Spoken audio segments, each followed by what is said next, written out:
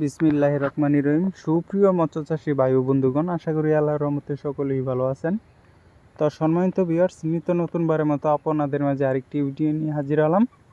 তো ভিডিওটি দেশ এবং দেশের বাইরে থেকে যে যেখান থেকে বসে দেখতে পারতেছেন, ভিডিওটি কেটে কেটে না দেখে সম্পূর্ণ ভিডিও দেখবেন। অবশ্যই প্রতারণা থেকে এড়িয়ে থাকবেন, অনেকেই প্রতারিত শিকার হচ্ছে।